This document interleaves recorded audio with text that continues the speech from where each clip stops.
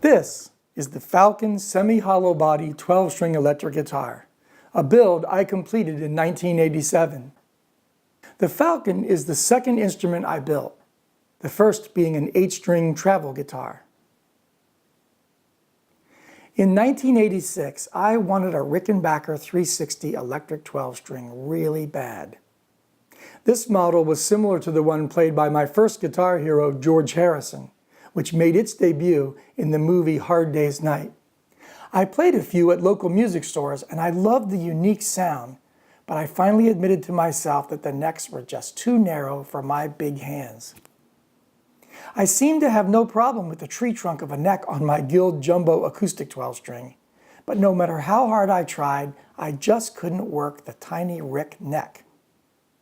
I had met and become friends with Paul Reed Smith and John Ingram, who were doing repair work for local musicians like me in a small workshop in Annapolis, and building a few guitars a year, mostly for local pros and rock stars. I told Paul how much I wanted an electric 12-string guitar, and knowing that one of his handmade electric 12s was out of my reach, he said, "Why don't you just build one?" I remember thinking to myself, easier said than done. He offered to answer questions and give advice if I needed it, and I left the shop thinking I might just be able to pull it off. I bought a book by Melvin Hiscock called Make Your Own Electric Guitar, and began designing it in my head, occasionally making rough sketches. I only allowed myself to read one chapter at a time, so I wouldn't get intimidated by all that goes into guitar building and give up. I was always a fan of Gibson archtops, and so I designed the body and the headstock after my favorite vintage Gibson semi-hollow archtops. I fashioned the neck and string spacing based on my Guild 12-string. One of the best parts of designing a custom instrument is adding personalized details you might not find on a typical production line instrument.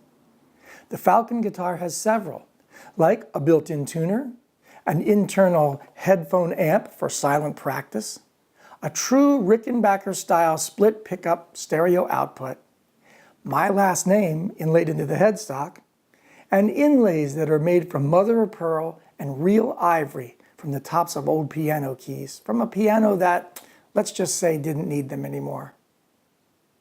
The Falcon, inlaid into the ebony headstock, is made of 11 separate pieces of ivory, and he is perched on a branch made of walnut. This guitar, along with my original 8-string guitar, appeared in a feature about one-off custom instruments in Premier Guitar magazine. I owe a big thank you to Paul and John for giving me the confidence I needed to start the build, Melvin Hiscock for guiding me along the way, Paul again for getting me in touch with his finisher, and John again for his trademark fretwork and a perfect setup. So now, let's take a closer look at this unique electric guitar.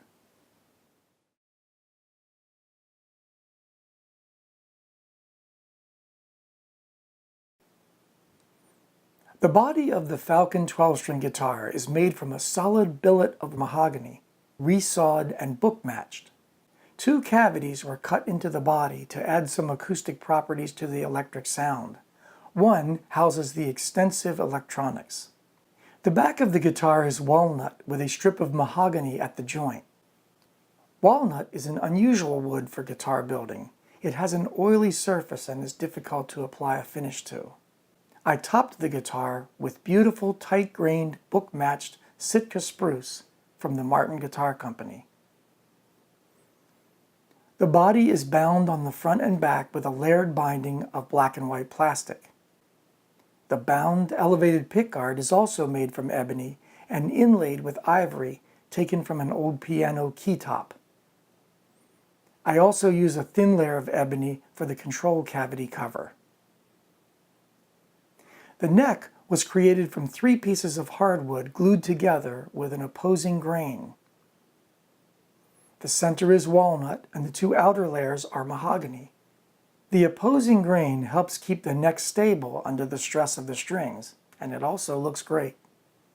There is an adjustable 2-way truss rod inside the neck. The Falcon 12 has a bound ebony fingerboard and headstock veneer with inlays of mother of pearl and genuine ivory, also from old piano keytops, and an ebony truss rod cover. All of the hardware is chrome-plated. The tuners are mini Grovers from Carvin, allowing 12 of them to fit comfortably on the headstock. The bridge and tailpiece are also Carvin units, custom notched and designed to accommodate 12 strings. The strap blocks are from Schaller. The pickups are both uncovered Carvin units, model M22, which denotes the 22 pole pieces, necessary to pick up all 12 strings evenly. There are 2 volume and 2 tone controls, a set for each pickup. I used a standard 3-way selector for quick switching between pickups. Full forward is neck pickup only. Full back is bridge pickup only. And a middle position selects both, blended with the 2 volume controls. This guitar has extensive custom wired electronics. First, although one of the jacks is wired for standard mono output, the pickups are also wired for true stereo output, meaning that each pickup has its own output and can be sent to 2 separate amplifiers or mixer channels. The circuit also includes a switch that splits the humbucker coils for a true single coil output, giving a thinner, chimey sound. And when both pickups are active, there is a switch that throws them out of phase, giving a mid-rangey, muted sound. The last of the 3 switches turns on another 9-volt battery, which powers a stereo headphone jack for silent rehearsal. Lastly, pulling up on the front volume control shuts off the main output to the amplifier and switches on the built-in N tuner for silent tuning.